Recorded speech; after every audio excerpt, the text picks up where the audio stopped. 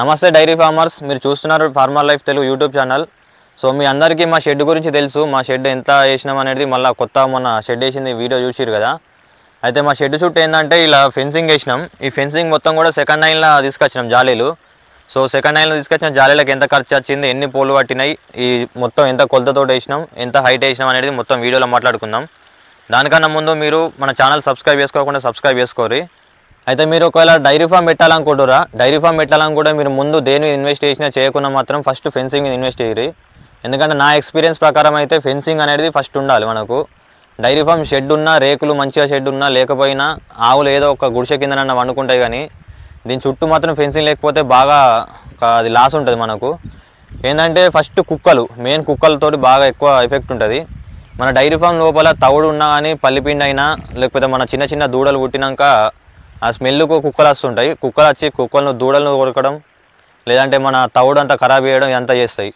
మాకు first fencing మీద invest చేయలేదు, ఎందుకంటే ఫెన్సింగ్ లేకుండా నడుతుంది కదా అన్నట్టు మాకు ఫస్ట్ నుంచి ఆగులు ఉండే. సో ఇంతకుముందు ఎప్పుడు కుక్కల బాధ లేకుండే. ఈ 5-6 సంవత్సరాల నుంచి కుక్కల బాధ బాగా పెరిగింది మాకు. మా డైరీ ఫామ్లో తవుడు ఉంటుంది కదా, తవుడు అనే రేకుల కింద పెట్టిపోయినప్పుడు కుక్కలు వచ్చి బుక్కేటి అవి. మేము ఫస్ట్ చిన్నగా మన గొర్రెల వాళ్ళ ఉంటుంది కదా, గొర్రెల వాళ్ళ కట్టినాం. దాని చుట్టూ గొర్రెల వాళ్ళ కట్టినా కానీ ఆ పక్క పొండి బస్తాలు కట్టెలు అవోటి ఒకటి ఏబట్టి దాని మీదకి వెళ్ళి ఆ ఒల మీదకి లోపల దునికి తవుడు బుక్కేటి. ఇట్లా బుక్కడం ద్వారా ఏమవుతుందంటే మన ఆవులు అదే తవుడు తీసుకొని మన ఆవులకు వస్తాం. ఆవులకు చుట్ల ఆవులకు రైబీస్ వచ్చుడు, లేదంటే కుక్కలు ఎర్రి కుక్కలు ఉంటాయి, మంచి అన్ని కుక్కలు మంచిగా ఉన్నాయి. సో అవిటి సొల్లు అన్న పడి మొత్తం ఆవులకు జ్వరాలు వచ్చుడు, ఇంకా ఏమన్నా అది వ్యాధులు వచ్చుడు జరుగుతుంది. సో అందుకోసమనే ఫెన్సింగ్ వేసుకోవాలి మనం ఫస్ట్. ఇంకోటి ఏంటంటే ఒకవేళ మీరు డైరీ ఫామ్లో కోళ్ళు పెంచాలనుకుంటే మాత్రం ఇది ఖచ్చితంగా వేసుకోవాలి. ఎందుకంటే ఒకవేళ ఆవులకు ఏదో మేనేజ్ చేసుకోవచ్చు ఒకవేళ లేకున్నా అని కొంచెం, కానీ కోళ్ళు పెంచాలనుకుంటే మాత్రం ఖచ్చితంగా ఉండాలి.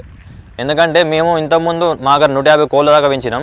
మెల్లగా జాగ్రత్తగా పెంచుకున్నాం. 150 కోళ్ళు పెంచుకున్న తర్వాత ఇప్పుడు పొలాలు ఉన్నంత మందం మంచిగా ఉన్నాయి. పొలాలు ఒక్కసారి కోసుడు అయిపోయిన తర్వాత ఏమైందంటే ఈ కుక్కలకు మొత్తం ఫ్రీ అయిపోయింది. ఫ్రీ అయిపోయి కుక్కలు వచ్చి మొత్తం ఒకసారి 2 కోళ్ళు ఒకసారి 3 కోళ్ళు ఫస్ట్ అట్లా స్టార్టింగ్లో అట్లా పట్టినాయి.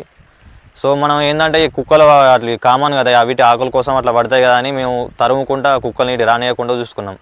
అయితే ఒక్కరోజు ఏమైందంటే మేము ఇక్కడ షెడ్ దగ్గర లేము, ఇంటికి పోయి ఒక 15 నిమిషాలు ఇంటికి పోయి అన్నం తిని వచ్చేసరికి ఒక్కటిసారి మొత్తం 8 కోళ్ళం పట్టినాయి.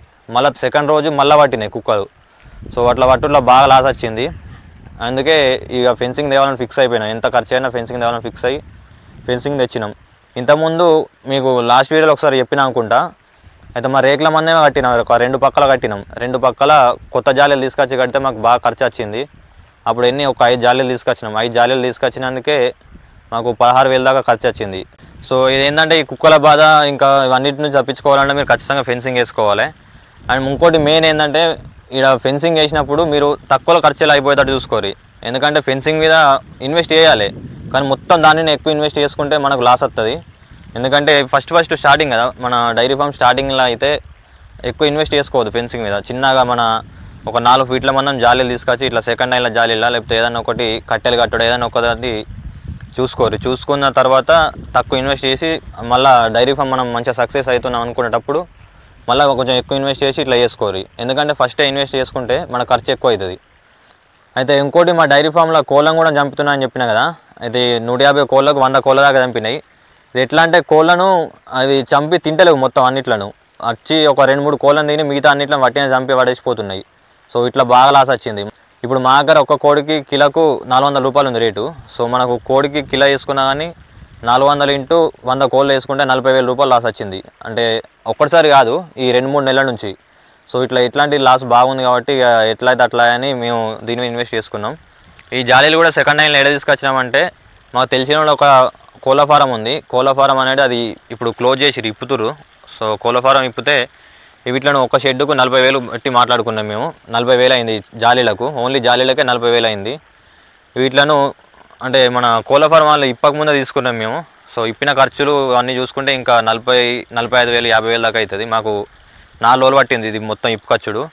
ఇది 12 ఫీట్ల జాలీలను 4 ఫీట్లుగా కట్ చేసినాం మేము. ఎందుకంటే మనకు 4 ఫీట్లు అయితే సరిపోతుంది, ఒక కుక్క లోపల రాకుండా ఉంటే సరిపోతుంది. సో అందుకోసమనే 4 ఫీట్లు కట్ చేసినాం. ఈ ఓలకు సపోర్ట్ చేయడానికి పోలు మొత్తం 150 తీసుకొచ్చినాం. 150 పోలకు మాకు ఖర్చు ఎంత వచ్చిందంటే 35,000 రూపాయలు ఖర్చు వచ్చింది. ఈ 150 పోలల్లో 100 పోలు ఇక్కడ వేసినాం ఈ షెడ్ దగ్గర, ఇంకా 40 పోలేమో ఇంకో షెడ్ దగ్గర వేసినాం. ఈ 100 పోల్ ఏమో 5 ఫీట్ల పోల్ తీసుకొచ్చినాం, ఇంకా 40 పోళ్ళు 7 ఫీట్ల తీసుకొచ్చినాం. వీటికి ఒక్క పోల్ కాస్ట్ ఎంత పడ్డదంటే మాకు ఇది ఫీట్ల లెక్క ఇచ్చిర్రు పోళ్ళు, ఒక్క ఫీటుకు 40 రూపాయలు. అంటే 5 ఫీట్ల దానికేమో 200 రూపాయలు, ఇంకా 7 ఫీట్ల దానికి 280 రూపాయలు.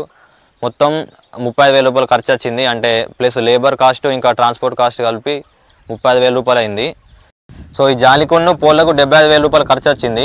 అండ్ ఇంకా ఈ జాలి కట్టడానికి 10,000 రూపాయలు ఖర్చు వచ్చింది. లేబర్ ఖర్చు ఇంకా మన ఇవి గుంతలు తీయడానికి వీటికి అన్నిటికి కలిపి 10,000 రూపాయలు ఖర్చు వచ్చింది. సో మాకు మొత్తం మీద 85,000 రూపాయలు ఖర్చు వచ్చింది ఓన్లీ ఫెన్సింగ్ కోసమే. సో మీరు కూడా ఒకవేళ ఫెన్సింగ్ వేయాలనుకుంటే ఎక్కువ శాతం సెకండ్ హ్యాండ్లో చూసుకోరు, ఎందుకంటే స్టార్టింగ్ డైరీ ఫామ్ వాళ్ళకు ఈ ఖర్చు అనేది ఎక్కువ అవుతుంది. ఈ మన ఫెన్సింగ్ అనేది సెకండ్ హ్యాండ్లో వేసుకుంటే కొంచెం ఖర్చు తగ్గుతుంది. అదే కొత్త తెచ్చుకుంటే కొంచెం ఖర్చు పెరిగే ఛాన్స్ ఉంటుంది. సో అందుకోసమే ఈ సెకండ్ హ్యాండ్లో వేసడానికి ట్రై అయ్యేది మ్యాక్సిమం. ఈ ఒలలన్నీ కూడా మేము కోళ్ళ ఫారం నుంచి తీసుకొచ్చినా అన్నా కదా, అయితే అక్కడ ఎట్లా అంటే కోళ్ళ ఫారం పొడుగు ఉంటుంది కదా, మొత్తం 12 ఫీట్లు ఉండే జాలీలు. సో 12 ఫీట్ల జాలీలో మేము 4 ఫీట్లు కడి చేసుకొచ్చినాం. సో ఒక జాలీలో 3 అయినాయి, మొత్తం 4 ఫీట్లు కడి చేసుకొచ్చినాం. అయితే ఏంటంటే ఇది మేమే కడి చేసినాం కాబట్టి ఒకటి 4 ఫీట్లు వచ్చింది, ఒకటి 4 ఫీట్లన్నర, ఒకటి 5 ఫీట్లు, అట్లా కరెక్ట్ లెంత్ రాలేదు. ఒక్కొక్కటి పొడుగు వచ్చింది, ఒక్కొక్కటి చిన్న వచ్చింది. మేము ఇట్లా కడి చేసుకుంటా పోయిన కొద్దీ. సో ఈ కడి చేసి మొత్తం అలా ట్రాన్స్పోర్ట్ అన్నీ తీసుకొచ్చి ఇంటికాడ వేసేసరికి మొత్తం 4 రోజులు పట్టింది. 4 రోజులు 4 మనుషులు కష్టపడితే ఇది ఇంటికి వచ్చినాయి పొలలు. ఇది మొత్తం ఎంత అంటే 4 ఫీట్ల ఒలలు. ఇది మా షెడ్డు, ఈ షెడ్డు ఆ షెడ్డు మొత్తం కలుపుకొని 400 మీటర్లు అయింది. సో 400 మీటర్లు ఇంటూ 4 ఫీట్లు వేసినాం మా ఫెన్సింగ్. ఇక్కడ ఏంటంటే మా ఎకరన్నర 2 ఎకరాల దాకా అవుతుంది భూమి. సో ఈ భూమి మొత్తం చుట్టూ వేసినాం. ఇక ఏడంగా మొత్తం కుక్కలు అనేది ఏడంగా రాకుండా మొత్తం క్లోజ్ చేసినాం. ఒక ఓపెనింగ్ కాడ మాది పాత జాలీలు ఉండే కొన్ని, అవి ఇవి మొత్తం కలుపుకొని మొత్తం క్లోజ్ చేసినాం. ఇక ఇంకో షెడ్ కాడ కూడా మొత్తం క్లోజ్ చేసినాం. అక్కడ ఏంటంటే ఒకటి 6 ఫీట్ల ఓలలు వేసినాం కొన్ని, ఎందుకంటే ఇవి సెకండ్ హ్యాండ్లో తీసుకొచ్చినాం కదా, బాగా డ్యామేజ్ అయి ఉండే, అంత సిలుం బట్టి ఖరాబ్ అయి ఉంటే అది 4 ఫీట్లు అయితే ఖరాబ్ అవుతుందని 6 ఫీట్లు కడిగేసి అట్నే వేసుకొచ్చినాం. ఎందుకంటే 4 ఫీట్లు కడిగేసినప్పుడు ఏమైందంటే ఇవి ఉంటాయి కదా, అంత సిలుం పట్టిపోయి ఉండి మనం కడిగేసిన కొద్దీ అంత రాలిపోయింది. సో అట్లా రాలిపోతే ఒలలు ఆగే కావచ్చు అని అది మొత్తం 6 ఫీట్లు కడిగేసినాం. ఇది 4 ఫీట్లు కడిగేసినాం. కొన్ని 4 ఫీట్లు, కొన్ని 6 ఫీట్లు, అట్లా అటు ఇటు అవకతవక అయింది. ఇక ఎందుకంటే మొత్తం అయితే తీసుకొచ్చినాం, మొత్తానికి తీసుకొచ్చి మొత్తం ఫెన్సింగ్ చేసినాం, అంత అయిపోయింది. అయితే మాకు ఏంటంటే మొత్తం ఇది 4 ఫీట్లు ఇంటూ 400 మీటర్లు వేసడానికి 85,000 రూపాయలు ఖర్చు వచ్చింది, అది కూడా సెకండ్ హ్యాండ్లో. సో మీరు మ్యాక్సిమం ఏంటంటే సెకండ్ హ్యాండ్లో తీసుకొచ్చుకోవడానికి ట్రై చేయండి. ఎందుకంటే ఇప్పుడు కొత్త జాలీలు తీసుకురావాలంటే ఇట్లా 5 ఫీట్ల ఎత్తుతోటి 40 ఫీట్ల పొడుగు జాలీకి 3,000 రూపాయలు ఖర్చు పడుతుంది. అది మళ్ళీ ఇంత గ్యాపులు కూడా ఇంత దగ్గర ఉన్నాయి, కొంచెం పెద్దగా ఉంటాయి గ్యాపులు కూడా. ఏంటంటే మాకు అట్లా కొత్త తీసుకురావాలంటే లక్ష పైన అయ్యేది ఖర్చు. సో మాకు ఈ సెకండ్ హ్యాండ్లో తీసుకొచ్చుట్లా 60,000 రూపాయలు ఆదా అయింది. సో అట్లా సెకండ్ హ్యాండ్లో వేసుకుంటే ఏంటంటే మాకు ఖర్చు తగ్గుతుంది. సో మనకు కూడా బాగా లాస్ వచ్చినట్టు అనిపించేది, ఎందుకంటే మనకు ఫస్ట్ డైరీ ఫామ్ పెట్టుకునేటప్పుడు ఖచ్చితంగా ఎవరికైనా లాస్ వస్తుంది, ఎందుకంటే మనకు అన్ని ఖర్చులు ఉంటాయి కదా. అందుకోసమే మ్యాక్సిమం సెకండ్ హ్యాండ్లో తీసుకొచ్చడానికి ట్రై చేయండి. సో చూసిరు కదా, మాకు మొత్తం 85,000 రూపాయలు ఖర్చు వచ్చింది. మీరు నెక్స్ట్ ఏం వీడియో ఇవ్వమంటారో కామెంట్ చేయరు, అండ్ అట్లనే ఛానల్ సబ్స్క్రైబ్ చేసుకోరు.